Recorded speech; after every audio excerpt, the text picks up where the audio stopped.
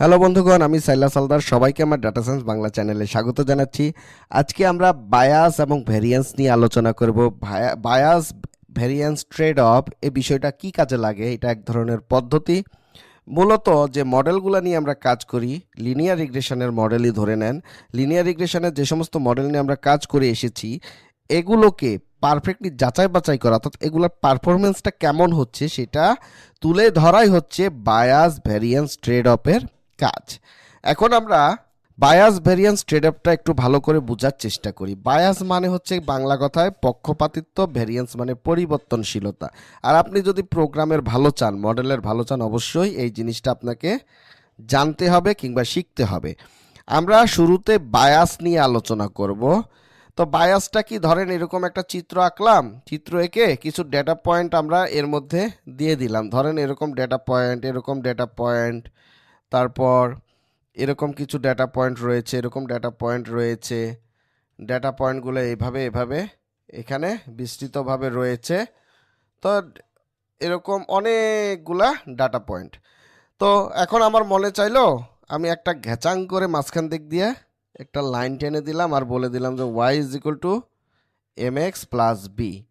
কারণ আমরা লিনিয়ার আমরা সরলীকরণে অর্থাৎ সরল লাইনের সূত্র জানি, বিজ্ঞানীরা আমাদের শিখিয়েছে y is equal to mx plus b. অনেকে সি বলে, আবার অনেকে হাইপোথেসিসও বলে থাকে। এগুলো বারে বারে বলেছি আমি। তো যাই হোক, এখন দেখেন এখানে যদি আমরা দূরত্ব ক্যালকুলেশন করি, এই পয়েন্ট, এই পয়েন্ট, এই পয়েন্ট, এই পয়েন্ট একবারে বিশৃঙ্খল অবস্থায় রয়েছে। বিশৃঙ্খল অবস্থায় মানে দাগের সাথে এগুলার কোনো ভালোবাসা বা কোনো সম্পর্ক নাই। কোথায় ট্রেনিং ডেটা আর কোথায় লাইন রে ভাই? এত দূরে থাকলে কি আর হবে? এত দূরে থাকলে আমি কিভাবে ক্যালকুলেশন করব? জিনিসটা একটু হজবরল হয়ে যাবে না? পারফরমেন্স তো ভালো হবে না। তো এই ধরনের ডেটা থাকলে, যেখানে আমি সরলরেখা অঙ্কন করলাম, সরলরেখার কাছেও নাই, লাইনগুলো সরলরেখার আশেপাশেও নাই, সেক্ষেত্রে আমরা তাকে বলবো হাই বায়াস। তাকে আমরা বলবো হাই বায়াস। তো এগুলো লাইনের কাছে নাই মানে লাইনের সাথে ফিটিং হচ্ছে না, সেজন্য আমরা তাকে বলবো, এটা যেহেতু ফিটিং হচ্ছে না তাহলে আমরা কি বলবো? Under fitting. এগুলোকে আমরা বলবো আন্ডার ফিটিং। তো বন্ধুগণ, আশা করি বুঝতে পেরেছেন। যদি আমরা একটা লাইন আঁকা বাঁকা টেনে দিলাম, কিন্তু আমার ট্রেনিং ডেটাগুলোর সাথে লাইনের কোনো সম্পর্ক নাই, সম্পর্ক ছিন্ন হয়ে রয়েছে, অনেক দূরের সম্পর্ক, দুঃসম্পর্কের চাস্তো ভাই, সেক্ষেত্রে আমরা তাকে বলবো যে হাই বায়াস আন্ডার ফিটিং। আশা করি বায়াস সম্পর্কে বুঝতে পেরেছেন। ওকে, এখন ভ্যারিয়েন্স। আমরা একটু ভ্যারিয়েন্সটা ভালো করে বোঝার চেষ্টা করব বন্ধুগণ। এখানে আমি ভ্যারিয়েন্স লিখতেছি। ভ্যারিয়েন্সটা কি? ধরেন আমরা একটা চিত্র আঁকলাম এই জায়গায়, চিত্র এঁকে আমরা কিছু ডেটা পয়েন্ট এই জায়গায় চিহ্নিত করি। দেখেন এখানে সুন্দর করে ডেটা পয়েন্ট এঁকে দিলাম। তারপরে এর মধ্য দিয়ে একটা ঘেচাং করে লাইন টেনে দেবো এইভাবে, একদম সুন্দর করে। কত সুন্দর লাগতেছে না?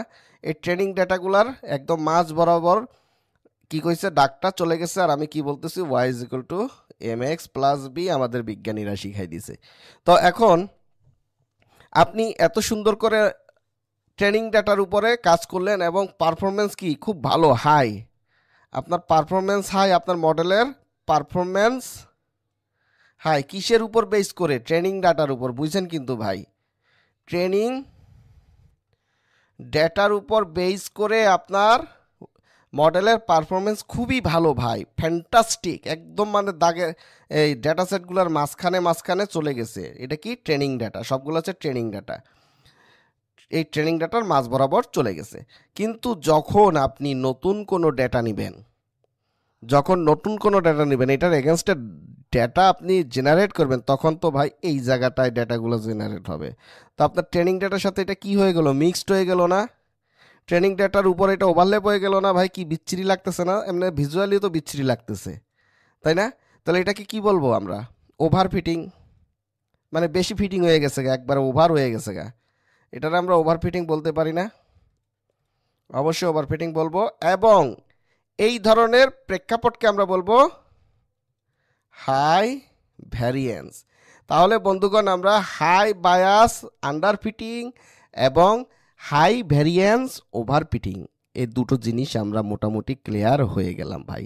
তাহলে সবই যদি সমস্যা ভাই, সমাধানটা কি, তাই না? একটা কোশ্চেন তো আসে ভাই। বায়াসের ক্ষেত্রে আমরা কি করব? লো বায়াসকে সবসময় নির্ধারণ করব। তো লো বায়াসটা দেখতে কিরকম, এরকম করে চিত্র এঁকে দেই। যদি এরকম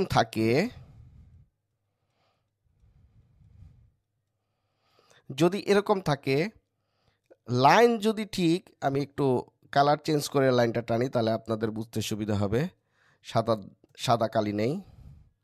লাইনটা যদি ঠিক এটার খুব কাছাকাছি অবস্থান করে এইভাবে যায়, দেখেন লাইনটা এই ট্রেনিং ডেটাগুলো থেকে কিছুটা দূরবর্তী স্থানে অবস্থান করতেছে, একদম দূরে না। মানে এদের মধ্যে যে ইররটা খুবই কম, ইররের পরিমাণটা খুবই কম পরিমাণ এদের মধ্যে ভুল রয়েছে, এরা খুব কাছাকাছি অবস্থান করতেছে, সেক্ষেত্রে আমরা বলবো লো বায়াস।